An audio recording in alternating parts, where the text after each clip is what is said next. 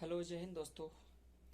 मैं अपने सभी एलएलबी और बीएलएलबी व साथियों के लिए कुछ संदेश लेकर आया हूँ। कुछ युवा साथी हैं मेरे जो अभी 12th पास आउट हुए हैं या कि फिर ग्रेजुएशन उनका कंप्लीट हो चुका है और एलएलबी करना चाहते हैं। वो लॉ के क्षेत्र में जाना चाहते हैं और उन्हें लॉ के क्षेत्र में ज़्यादा अभिरुचि है, तो उनके लिए मैं कुछ संदेश लेकर आया हूँ। क्योंकि कुछ मेरे युवा साथी हैं, कुछ मित्र बंधु हैं, वो सजेशन लेते हैं मेरे से कि हम इस क्षेत्र में जाना चाहते हैं, हम इस फील्ड में जाना चाहते हैं, तो हमें क्या करना चाहिए, हम कैसे इस फील्ड में जा पहुंच सकते हैं और हमें इस चीज़ के लिए कैसे प्रिपरेशन करना पड़ता है, एग्ज़ाम कैसे होते हैं और कितने साल का कोर्स रहता है। उनके लिए मैं बताना चाहता हूँ कि अगर अभी आपका 12th पास आउट हुआ है, अगर आप अभी ग्रेजुएशन नहीं किए हैं, तो B L L B graduation होता है 5 साल का, जिसमें B A plus L L B दोनों कंबाइन होता है, इसलिए 5 साल का होता है। ये B L L B honours से होता है क्योंकि कंबाइन में चलता है, तो 5 साल का होता है। 5 साल में ग्रेजुएशन मिल जाएगा। इसके पश्चात हम बार ऑफ काउंसलिंग का रजिस्ट्रेशन होगा। इसके बाद हम एल एल एम कर सकते हैं, 2 साल का एल एल एम रहता है। इसके बाद हम अगर चाहें तो सिविल जज की तैयारी भी कर सकते हैं। और अगर हम चाहते हैं कि हमें वकालत करना है, एडवोकेट बनना है, तो 5 साल के बाद हम ग्रेजुएशन लेने के बाद, रजिस्ट्रेशन होने के बाद, हम किसी सीनियर एडवोकेट के अंडर में रह के हम काम सीख सकते हैं और वहाँ से हम एडवोकेट बन सकते हैं। लेकिन उसके लिए मैं स्टार्टिंग से बता रहा हूँ कि जैसे आप अगर अभी आपका 12th पास आउट हुआ है, तो उसके बाद आपको किसी अच्छी यूनिवर्सिटी या बड़े कॉलेजों से, जो मान्यता प्राप्त कॉलेज हो, वहाँ से आपको सबसे पहले बी एल एल बी करना पड़ेगा। ये बी एल एल बी आपका 5 चरणों में, मतलब 5 साल में होगा। 5 साल में मतलब एक साल में 2 सेमेस्टर होता है। आपको सेमेस्टर बाई सेमेस्टर एग्जाम होंगे। आपको हर सेमेस्टर को पूरी तरह से पास करना पड़ेगा। जैसे किसी स्टूडेंट का होता है कि एडिकेटी लग जाती है, या किसी स्टूडेंट का ऐसा होता है कि वो फेल हो जाते हैं, उनका बैक लग जाता है, तो पुनः उसी सेमेस्टर में पढ़ना पड़ता है। तो ज़्यादा कोशिश कीजिए कि बैक ना लगे और हम अच्छे नंबर से पास हो जाएं। क्योंकि अगर हम इस फील्ड में जाना चाहते हैं, तो हमारी वो जो मान्यता लास्ट में अभी ग्रेजुएशन मिलेगा, उसमें हमारे अंक अंकित रहेंगे। तो अगर हम किसी कंपटीशन एग्ज़ाम की प्रिपरेशन कर रहे हैं, तो जो हमारे रिजल्ट में जो हमारे मार्क्स अंकित रहेंगे, उस पर हमारा डिपेंड करता है कि जो सामने वाला है, जो हमारा इंटरव्यू ले रहा है, एग्ज़ाम ले रहा है, कि पेपर सेंटर में हम जा रहे हैं, तो हमारे नंबर पर डिपेंड करता है कि हम कैसे चयन हो पा रहे हैं। तो उसके लिए आपको फर्स्ट सेमेस्टर में बी एल एल बी जब करेंगे, तो फर्स्ट सेमेस्टर में आपको 4 सब्जेक्ट बीए के मिलेंगे, प्लस इसके बाद 2 सब्जेक्ट लॉ के मिलेंगे। पर जैसे ही आप सेकेंड सेमेस्टर में आते हैं, तो आपको 3 सब्जेक्ट मिलेंगे बीए के, प्लस 3 सब्जेक्ट मिल जाएंगे आपको एलएलबी के। तो जैसे आप थर्ड सेमेस्टर में आते हैं, तो ऐसे ही आपको 3 सब्जेक्ट बीए के मिलेंगे और 3 सब्जेक्ट एलएलबी के मिलेंगे। वैसे फोर्थ सेमेस्टर से क्या होता है कि जो बीए का पार्ट रहता है वो ऑलरेडी कम होता जाता है, फिर आपको एलएलबी का लॉ का पूरा पार्ट मिलेगा। जैसे फोर्थ सेमेस्टर में जाएंगे आप, जब सेकेंड ईयर लास्ट रहेगा, तो फोर्थ सेमेस्टर में जब आप जाएंगे, तो ओनली आपको 2 सब्जेक्ट मिलेंगे लॉ सॉरी बीए के। इसके बाद आपको मिलेंगे लॉ के। इसके बाद जैसे जैसे आप आगे बढ़ते जाएंगे, आपका बीए का पूरा खत्म होता जाएगा और आपको पूरा जो एलएलबी का रहेगा, आपको एलएलबी का पूरा कोर्स मिलता जाएगा। तो उसके लिए सबसे बेस्ट रहता है कि अगर जैसे हम 12th पास आउट होके आए हैं, तो अगर हम बीए किए हैं, अगर हम 8 सब्जेक्ट से पढ़ रहे थे, तो हमारे लिए ज़्यादा बेस्ट होता है। हमें ज़्यादा दिक्कत नहीं होती इस चीज़ की तैयारी करने में, क्योंकि हम इससे पहले भी आर्ट में ऐसा रहता है कि इससे पहले हम ये राजनीति विज्ञान, अर्थशास्त्र और ये इतिहास वगैरह, ये सब हम पहले से पढ़े हुए होते हैं, तो हमें ज़्यादा दिक्कत नहीं होती। पर जो छात्र अभी बीएससी करके आए हुए हैं, मैथ से हैं या कि कॉमर्स से हैं, और वो लॉ के क्षेत्र में जाना चाहते हैं, तो थोड़ा उनको दिक्कत होती है। पर उतना भी दिक्कत नहीं है जितना हम सोच लेते हैं, क्योंकि कुछ भी काम हमारे करने के ऊपर निर्भर करता है कि हम किसी चीज़ को कैसे लेते हैं। कोई भी चीज़ हम अच्छे से कर पाते हैं जब हमारी सोच अच्छी होती है, क्योंकि कोई भी काम छोटा बड़ा नहीं होता, सिर्फ करने के ऊपर निर्भर रहता है कि हम किसी चीज़ को कैसे करते हैं।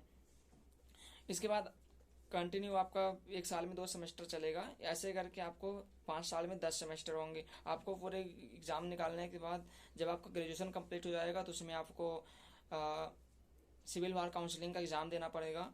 वही एग्ज़ाम पास करने के बाद आपका रजिस्ट्रेशन होगा।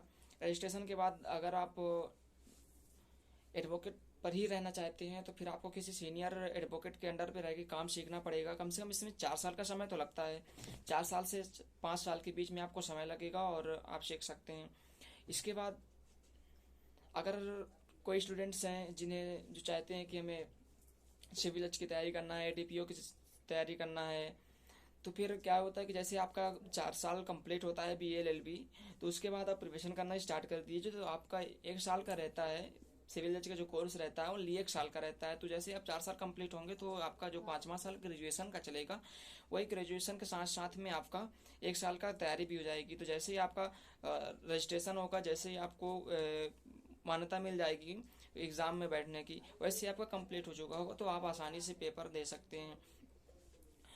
मैं बता दूं, और LLB के स्टूडेंट्स को हैं जो ग्रेजुएशन कर चुके होते हैं, उनका ओनली 3 साल का होता है। LLB 3 साल का करना पड़ता है। उनमें सारे सब्जेक्ट लॉ के होते हैं, उन्हें सारे लॉ से संबंधित मतलब लॉ से संबंधित सारी चीज़ें बताई जाती हैं। उसमें BA का कोई पार्ट नहीं रहता, क्योंकि हम ऑलरेडी ग्रेजुएशन कर चुके होते हैं, तो उसमें BA का कोई पार्ट नहीं रहता है। LLB वालों का भी ये रहता है कि एक साल में 2 सेमेस्टर होते हैं, उनको टोटल 6 सेमेस्टर देने होते हैं।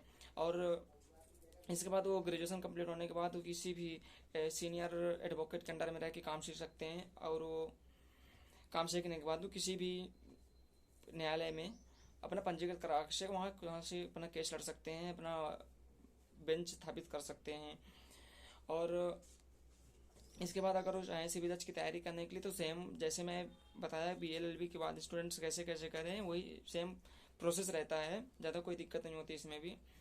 ओनली 1 साल का इसमें अगर कोई अच्छे से तैयारी करे तो 1 साल का रहता है। और बहुत सारे बच्चे ऐसे हैं जो फर्स्ट अटैम्प्ट में निकाल लिए हैं। कई मेरे युवा साथी हैं सिवनी जिला के, वो भाई साहब BA LLB थे, 4 सेमेस्टर के बाद उन्होंने एग्जाम तैयारी करना स्टार्ट कर दिया, और जैसे उनका ग्रेजुएशन कंप्लीट हुआ वैसे उनका पेपर निकल गया। तो फर्स्ट अटैम्प्ट में निकाल लिए थे। तो सिविल जज की बता दूँ, सिविल जज 3 चरणों में पेपर होता है, प्री होता है, मेंस होता है, इंटरव्यू होता है।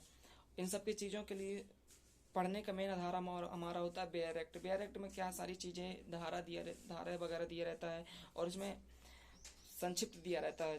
बुक में ऐसा होता है कि पूरा डिटेल से दिया रहता है और उसमें व्याख्या भी दिया रहता है, लेकिन ऐसा नहीं होता। बेयर एक्ट में सिर्फ जो इम्पोर्टेंट चीज़ें होती हैं, जो लॉ से संबंधित चीज़ें होती हैं, सिर्फ वही दी रहती हैं।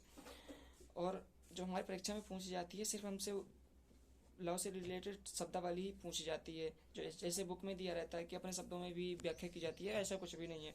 मैं दिखा दूं कि बेयर एक्ट कैसे होता है। ये बेयर एक्ट है, मेरे पास ट्रांसफर ऑफ प्रॉपर्टी एक्ट का है, संपत्ति अंतरण अधिनियम। इसमें पतली सी बुक आती है, ये अधिकतम आपको 150 से 60 रुपये की मिल जाएगी। इसमें पूरे सेक्शंस दिए रहते हैं, पूरे धारा दिए रहते हैं। उन धारा के अंदर आपको 2, 3, 4 अधिकतम 5 लाइन की उसकी जो धारा का मेन सारांश होता है, वो 4-5 लाइन में दिया रहता है। उस लॉ के शब्दावली में दी रहती है, वो हमको अच्छी तरह से याद करना पड़ेगा कौन सी धारा में क्या दिया हुआ है, इसका महत्व क्या है। ओनली छोटी सी बुक रहती है, पतली सी। लेकिन अगर आप बुक लेंगे तो बुक बहुत मोटी सी आएगी, और उसे हमें ज़्यादा समझ में नहीं आएगा कि आखिर इसमें क्या लिखा है, और उसमें हम अपने शब्दों में व्याख्या करने लगेंगे। तो अपने शब्दों में व्याख्या करने से मतलब क्या होता है कि जो पेपर में आएगा वो हमारे शब्दों में नहीं आएगा, वो सिर्फ हम अपने समझने के लिए हम अपने शब्दों में व्याख्या कर सकते हैं। लेकिन जो पेपर में आएगा वो सब बेयर एक्ट से संबंधित आएगा, बेयर एक्ट की शब्दावली आएगी। मेरे पास एक बेयर एक्ट है, कॉन्ट्रैक्ट एक्ट, संविदा अंतरण अधिनियम 1872, ये भी सेम है। ये भी आपको 150 से 60 में मिल जाएगा। कई कई बेयर एक्ट ऐसी होती हैं जो कम धाराएं होती हैं, वो आपको 100 रुपये तक की मिल सकती हैं। बहुत आसान है ये, इसमें आपको सारे धारा वगैरह दिए हुए हैं। तो जो प्रिपरेशन करना चाहते हैं सिविल एग्ज़ाम की, तो उनके लिए सबसे बेस्ट रहता है बेयर एक्ट। और जो हमारे लॉ अकेडमी भोपाल के सर हैं, बघेल जी, दयालक्ष गुरु इंदौर के, और जबलपुर में भी कई सारी संस्थाएं हैं जहाँ से आप तैयारी कर सकते हैं। लेकिन इन सभी का मानना है, और जहाँ से ज़्यादातर सिलेक्शंस होते हैं वो सभी बेयर एक्ट को ही महत्व देते हैं, क्योंकि जो जिनका सिलेक्शन हो चुका होता है उनसे इंटरव्यू में पूछा जाता है कि आपकी सफलता का श्रेय क्या है, तो वो भी अपने शिक्षकों के साथ साथ अपने युवा साथियों के साथ साथ वो बेयर एक्ट को ही महत्व देते हैं। क्योंकि बेयर एक्ट में ऐसी चीज़ें होती है जो हम आसानी से समझ सकते हैं, कम शब्दों में समझ सकते हैं, और उसको हम आसानी से याद कर सकते हैं। मैं बता दूं कि पेपर 3 चरणों में होता है, प्री होता है, मेंस होता है, इंटरव्यू होता है। जो प्री होता है तो प्री में से लॉ के 12 सब्जेक्ट होते हैं, लॉ के 12 सब्जेक्ट होते हैं, जिसमें से टोटल 150 नंबर का आता है। प्री में 150 नंबर के क्वेश्चन आते हैं, जिसमें लॉ के 12 सब्जेक्ट रहेंगे, जिसमें से 12 सब्जेक्ट में 110 क्वेश्चन आएंगे। लॉ के 110 क्वेश्चन आएंगे, जनरल स्टडी के 20 क्वेश्चन आएंगे, कंप्यूटर साइंस के 10 क्वेश्चन आएंगे, इंग्लिश जनरल के 10 क्वेश्चन आएंगे। टोटल आपको 150 अंक का आएगा। प्री में हमें सिर्फ हमारे पास ऑब्जेक्टिव टाइप से आएगा, हमें उसकी व्याख्या करने के लिए नहीं आएगा। तो टोटल 150 का आता है प्री। प्री निकालना तो आसान है, जो भी तैयारी कर लेते हैं। और जहाँ तक मेरा मानना है कि ज़्यादा कोई दिक्कत नहीं होती है, प्री वगैरह निकालना बहुत आसान होता है, और सिर्फ वो हमारे पर डिपेंड करता है कि हम कैसे पढ़े हैं। इसके बाद आता है सेकेंड चरण में mains exam. Mains total 400 marks का होता है, जिसमें से 400 मार्क्स का हुआ, जिसमें से 4 चरणों में पेपर होगा। पहला चरण जो पहला पेपर होगा उसमें लॉ के 6 सब्जेक्ट रहेंगे, जो कि आएगा कितना 100 मार्क्स का आएगा, जिसमें से पहले संविधान का रहेगा, सीपीसी रहेगा, ट्रांसफर ऑफ प्रॉपर्टी एक्ट जो मैंने आपको दिखाया, संपत्ति अंतरण अधिनियम, इंडियन कॉन्ट्रैक्ट एक्ट जो मैंने अभी आपको दिखाया था, संविदा अधिनियम, स्पेशल रिलीफ एक्ट और एलिमिनेशन एक्ट।